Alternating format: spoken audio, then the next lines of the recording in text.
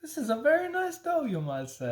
Welcome back to Perfectly Proofed. Today, as I promised, we're going to peek back into my book and I'm going to show you how to make the perfect pie dough. I've been using this recipe for 10 years. Don't need anything else than this. With this pie dough, I make the best apple pie, whatever pie you want. And then it's I use it for bear claws and my homemade Pop-Tarts. So a couple tools we're gonna need. You need a large bowl. If you have a bench scraper, that works. If not, a knife will work. Spatula, a lot of butter, measuring cup. That's really it. A scale works. I know a scale, not everybody has a scale. They're only like 10, 15 bucks. So this works better if you have a food processor. I don't, because I have one where I work, so I normally don't buy stuff for my house. So if you do have one, I'm gonna show you how to cut it. Your butter, I should say. So you cut it in half, and then we flip it over, cut it in half again, and then we're gonna cube it. So just boom. So if you have a food processor, I want you to cut all your butter like this and then blend it up with your flour and your sugar and your salt. I don't, so I'm going to put this aside because I don't need it.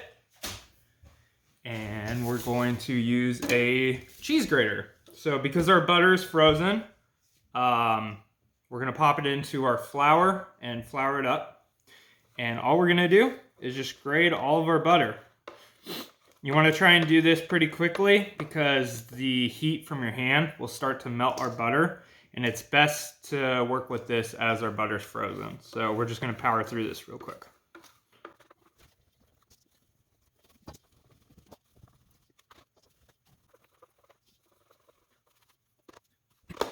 Be careful with these things. They say knives are dangerous in the kitchen, but truly it's these guys, and you'll cut your finger pretty bad. Anyways, now that this is all grated up, you can see we have this big pile of butter. And all we want to do is just incorporate it. So we're going to bring it together.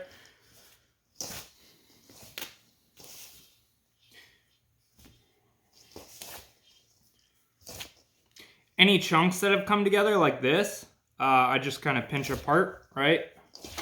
We just really want to try and work this butter into our flour and our sugar a little bit.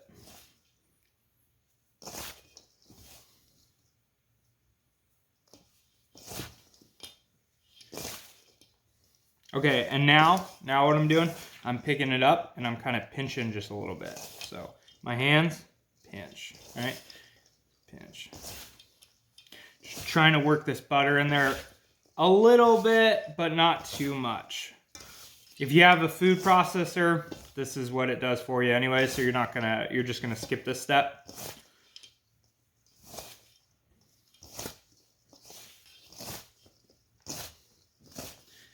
Okay, now that I don't have too many, there's still clumps in here, right? But most of it is looking pretty good, right? That's all fine. Now with this pie dough recipe, it's a lot more about technique on this next part. So I'm gonna take 1.5 cups of ice water and just pour it right into the middle of the bowl. And the full recipe will be in the comment box below. So 1.5 cups, right? Take your spatula. We're just gonna work it together. We're not gonna mix it all the way. We're gonna finish this out on the tabletop. Okay, I know it doesn't seem like we did much, but that water is incorporated into all of our flour, and now our mixture is wet. So we're gonna bring this out onto the table. Now what we're gonna do here is we're gonna, if you don't have a bench scraper, a knife should work. But what I do here is I take a bench scraper and I cut it in half and I pick this up and I put it on top. And I know it all fell off. We're gonna do this, and this is how we're gonna work our dough. Instead of like kneading it or bringing it together more in a bowl, like it's all still, you know, it's still all 3-4 ingredients, just flour, salt, sugar, water, and butter. And what this is gonna do is just gonna create so many layers for our dough to really pop and be flaky. So pick up, put on top, push down. I'm gonna take the crumbs on the sides, and I'm gonna put it in the middle and push it. Then cut it in half, pick up, put it on top.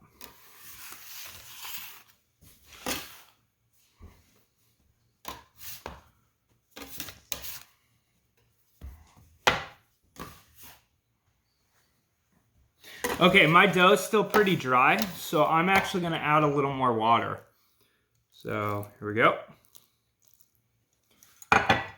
So that was about another 1/4 cup. So we're what, at like 1 3/4 cups?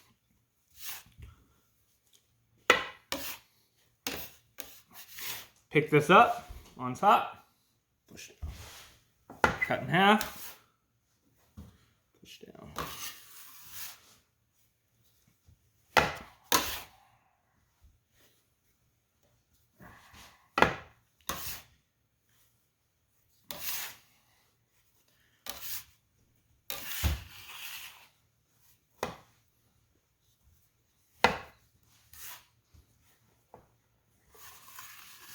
We don't want to add too much water. I can still feel that this is wet, so this will work into it. It's just time and patience.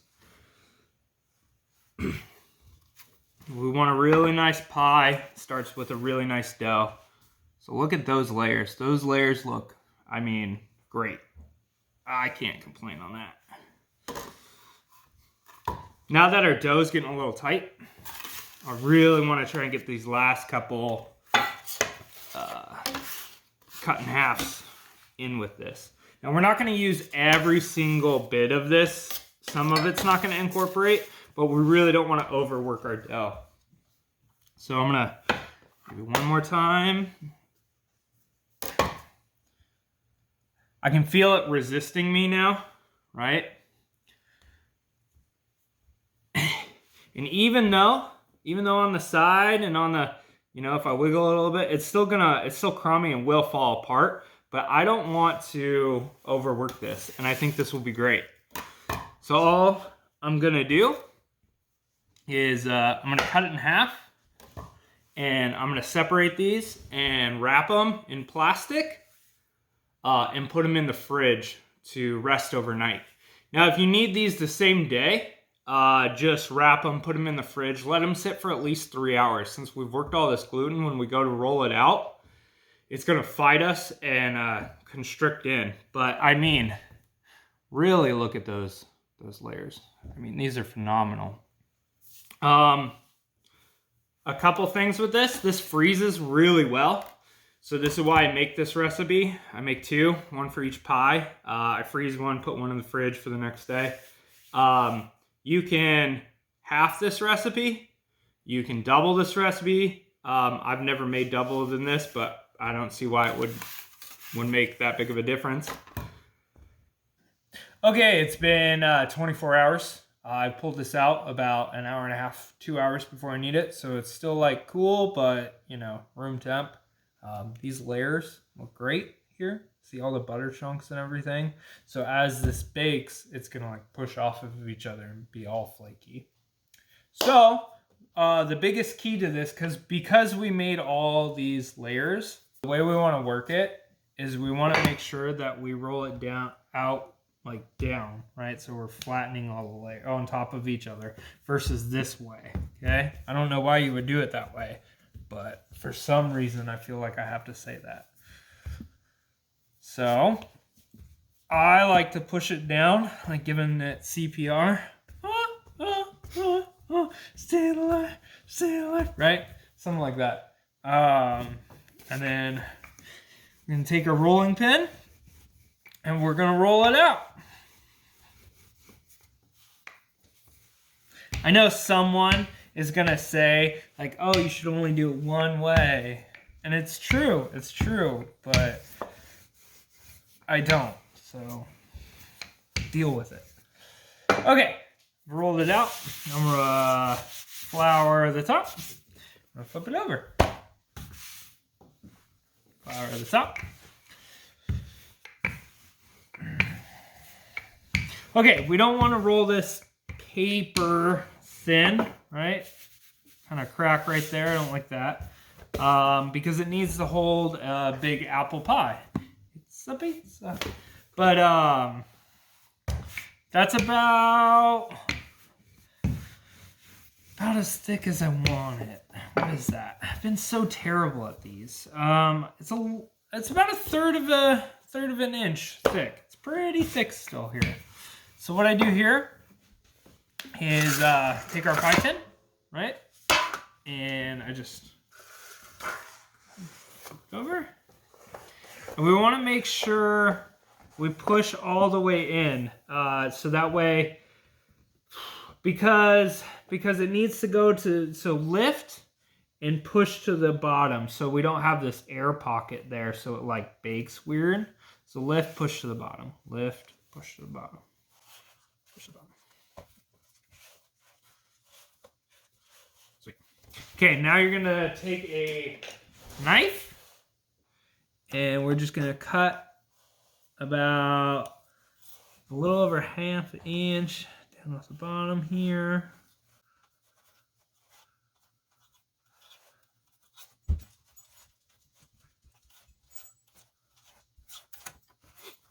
Okay, now I will save this and use this for something else. If you want to put a pie topping on top of the pie, or I mean a dough on top, this is perfect just to re-roll out and lay on top. But I prefer a crumb topping.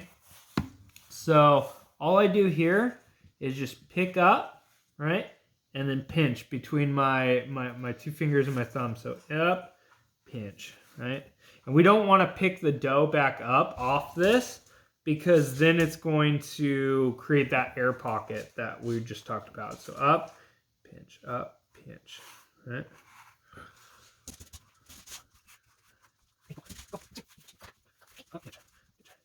Now, I feel like this part right here is pretty thick, so I'm actually going to take a little off here.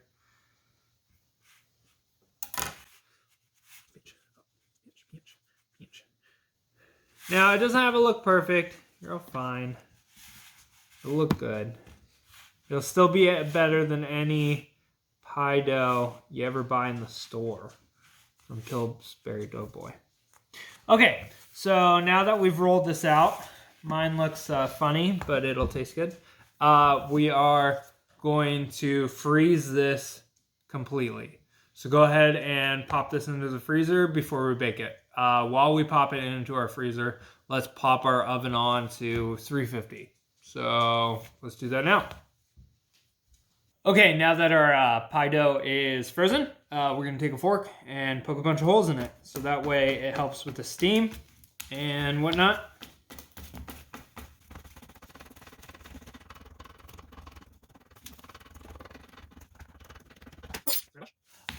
I like to place this on a baking sheet because it's easier to transport.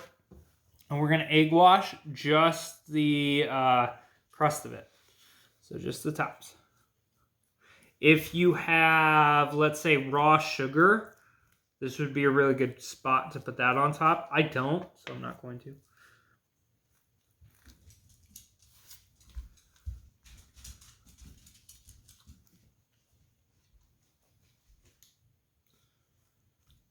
Don't worry if you get a little bit in there, but it's really just the outsides you want to get.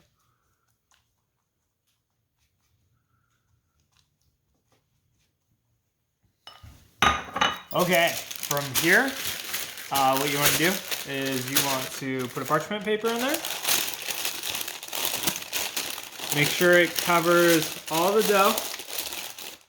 And we're going to put beans in it. And what this is going to allow it to do is as it par bakes, the sides won't fall in, and the beans will help the sidewalls just stay aligned. and everything just get ready for your actual pie.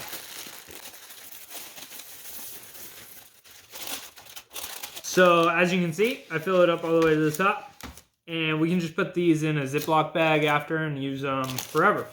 Don't get any beans in your pie like that, because then it will bake into your dough. And we're gonna pop this in at 350 for, let's say, 15 to 20 minutes first, and then we'll check it then. After about 15 minutes at 350, I bumped it up to 375 for about another 15 to 20 minutes. And I have this nice golden brown along the edges here. As you can see, it's still pretty raw in the middle. So we're gonna pop it back in for about another, I don't know, 10 to 15 minutes. We'll check it then. While it was in there, after we took our beans out, I dropped it down to 350 and baked it for about 15 minutes. I felt like 375 might have burnt the edges. As you can see, it looks beautiful, or as the cool kids say, rustic, right? That's not like all perfect like in the grocery stores. But no, this is gonna be really good. So now that our pie dough's done, you saw start to finish, you're gonna let it cool before we use it. And this will be good for anything. I mean, shit, like blueberry pie, apple pie, pumpkin pie, strawberry rhubarb pie. And this pie dough is great for, like I said, bear claws. You know, I make homemade Pop-Tarts out of these. This is the only pie dough you need, like, for the rest of the days. We're going to make an apple pie with this next. So if you want to, continue on to the next video and subscribe. Thanks.